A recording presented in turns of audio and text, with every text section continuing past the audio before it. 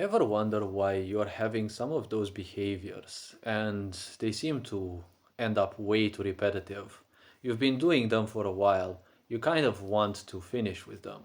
You want to do something else. You want to focus your life and your energies on something different. And then suddenly you feel that you cannot pull out of those. See, what is actually a repetitive behavior? Well, a repetitive behavior is also called a reflexive behavior, if you want to call it so. My own terms for things can be very varied and may not make too much sense to people, but people call it a habit. A habit you develop when you want to do something, always based on the unconscious mind. People will be telling you that there is conscious habits and unconscious habits. See, a habit is always an unconscious action by default, by definition, because a habit means something that you do mechanically. You rely on the unconscious mind, which is constantly active in order to achieve some things. It is important that people depoison their minds from all sorts of these concepts that have been going around, invented by people who know nothing about life, but their mind always flourished with ideas and the such. If the mind cannot comprehend something, it will create useless complications in an attempt to give itself an impression that it knows more, that it classifies things so that to make more and more understanding. Yes? The point is, this is also a habit. People who feel that they're not achieving anything in their life, they will typically tend to overclassify things or do things that will give them a sensation of gaining progress. See, the point is, when you do a repetitive behavior, ask yourself why was it that you first did it? Yes, the first and foremost question you should ask is why are you repeating that behavior? A repetitive behavior, as I said, is always unconscious, but you can make use of it in, let's say, more or let's say in less harmful ways. See, the point is like this. Typically, you will develop a reflex because you need a certain sense of protection, or a certain sense of stability, or a certain sense of acknowledgement, or a certain sense of whatever other reasons. See, I did end up having a kind of a bent around spine, and I kind of ended up staying almost all the time in wrong bodily positions, which didn't keep my spine pretty much erect. So the point is, I developed a reflex in which my head would start moving leftwards and rightwards. And slowly and surely, I developed that, and it became almost, let's say, not an impulse, but it almost always served me until I kind of decided to give it up because I didn't want it to start in, public places and the such.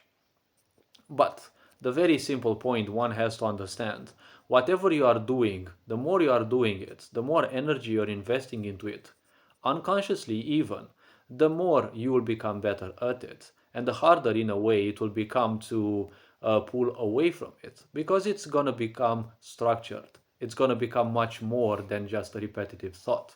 See, there is no such thing necessarily. Well, a repetitive thought, yes, exists, but the point is it creates a compulsion.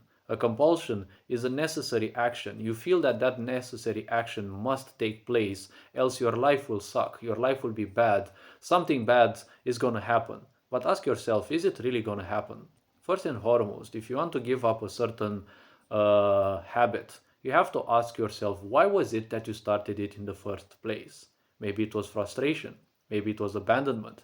Maybe it was a sensation that you gave yourself that maybe you're feeling cared.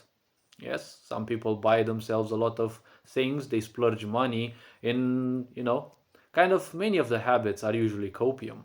You're trying to deal with something and you're doing a repetitive thing. It makes you feel good at the beginning. You program your mind to think that every time you're doing that, you're getting some dopamine. And then you're going to do it again and again until it is no longer giving you that much dopamine because it becomes a habit. A habit is the killer of life because life means always tending to do something more. If you let your physical body, it will always want something, and then it will want more of that. Sooner or later, you will see it will simply want to move further away. It's not ADHD, it's not anything else. It is just life wanting to jump from one thing to another. Well, ADHD is medically attributed also because, well, specialists know how to, hopefully, know how to discern that in a person's behavior. But a lot of times people may get wrongly diagnosed as well. But the very simple point is not. We're not discussing about ADHD in this case. Now, when it comes to a behavior, one has to understand one underlying aspect of their unconscious mind and how your body functions. See, the more you are doing a certain habit, you're not just repeating an action, you are creating a persona. This is something deep that to some people it might seem very shallow, but I assure you it goes very deep. It is not a behavior that you are repeating. It is a behavior that you are repeating along with some emotions that you have attached to it, some emotions that you may have changed in time, because maybe initially it was because of frustration. Then you designed a certain pleasure or a certain stability or whatever else. And then you don't have to forget, you must not forget that it is technically a persona. What is basically a persona? See, a persona is, well, let's say, a more deeply rooted set of behaviors. See, if we are to take your social life, yeah, I know a lot of people will say they don't have a social life, but when you take your interaction with certain people, you will act in a certain way, let's say towards your mother, you will act in a certain way towards your father, you will act in a certain way towards any other of your coworkers or any other individual in your life.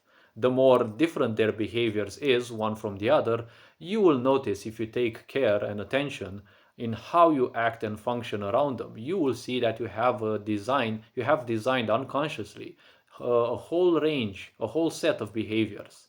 Yes? If their behavior is very similar, you will see that there's little difference. If both your parents are kind, for example, well, you will act in a very similar way towards those. But let's say if one of your parents is unfortunately a drunkard, another one might be, I don't know, abusive in a different way, you will definitely act in completely different ways. Yes, you will have a whole set of behaviors arranged for that. Those are personas. Yes, a persona is a more structured behavior. So when you create any habit, you're not just creating a habit. See, a habit is initially an idea that you put into practice so much that you actually create a persona. That persona is quite a, let's say, complex and stable energy in a way. I don't want to dive into the terms of energy because people are very shallow when it comes to that. You have to understand, don't take energy for just being energy. It is just information.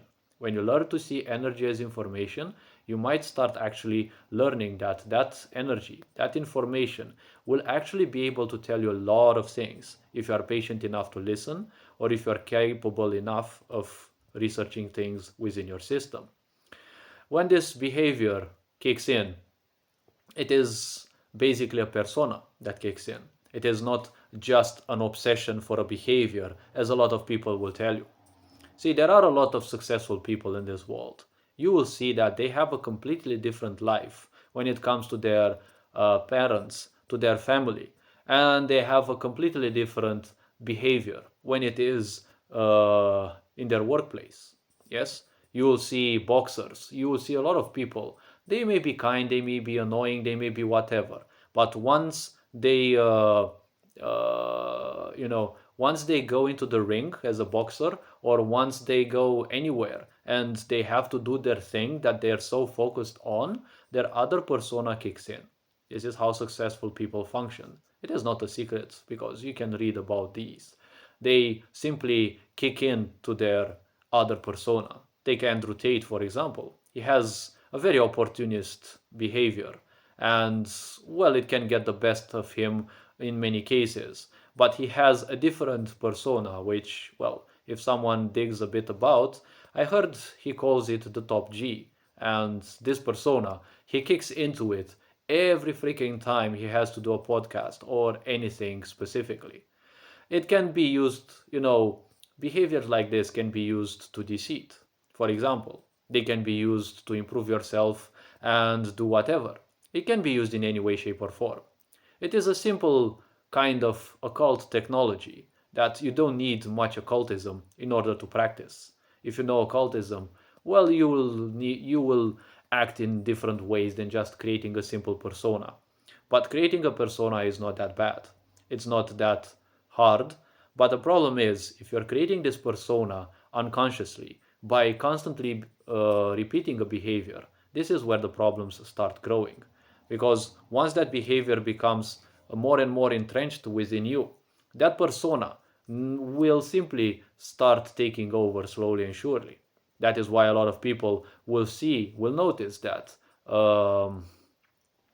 they find it harder and harder to pull out of it because they're creating more and more attachments to it. They're creating more links towards certain things. They feel insecure, they will want their comfort zone. Yes? The in such cases, in all such cases where you have created these unconscious personas that rely on a certain repetitive or several repetitive behaviors, well, in all these cases it is an insecurity that exists in there. It is ultimately beyond that insecurity, there is an idea of comfort. That is the enemy that you're battling. Because you will see all successful people, they change their behaviors by moving out of their comfort zone. Why? Because once you create a behavior through which you cope for a certain situation, you will seek to use that same behavior or set of behaviors to cope with other situations. Why? Because you want to live in comfort. This is how life is. Life will always want to live in comfort in a way. But the physical body wants. This physical body that you want, one of its rules is that it wants to live in balance. And the easiest way to perceive that balance is comfort. Comfort, unfortunately, when it is felt like that, it is an easy prison. It is hard to escape from it. So, any such behavior that you develop, remember you have developed those to cope with such situations. You want your comfort, you want to run away from the insecurities, from the madness, from whatever you have been through. Yes, it is a copium through which you seek comfort. Learn how to deal with comfort, how to make use of it in certain ways, but also learn to constantly expand your comfort zone. Swap from one idea to another. Watch some TV one day, do something else that becomes your comfort zone. Do some sports, do this, do that. It's going to be hard to pull out of that because it is not just a single, simple, repetitive behavior. Remember, you have created a persona. You need to create another persona that will be a sports person or whatever else you like, slowly and surely, to constantly keep yourself active in a way, mentally and physically as well. If you like intellectual stuff, every now and then also do some physical exercise from time to time in order to, you know, brush your mind a bit because your body needs some movement as well. Don't forget your body is very comfortable. Don't forget your liver, all your organs. They do need their comfort, but the liver and the digestive system needs movement in order to function properly. A lot of people overeat, but they're not doing any movement. So the body doesn't generate its own fluids and the such that they need in order to process foods much better. People eat hastily because again that is, a coping mechanism, right? They want comfort. Why do they rush? They want comfort. They want to finish all the little things that they don't like so that they can enjoy some comfort. Yes? Hopefully this video raised a bit of awareness. You are appreciated. Take care. Enjoy life. And this being said, Ferenjan Board signing out.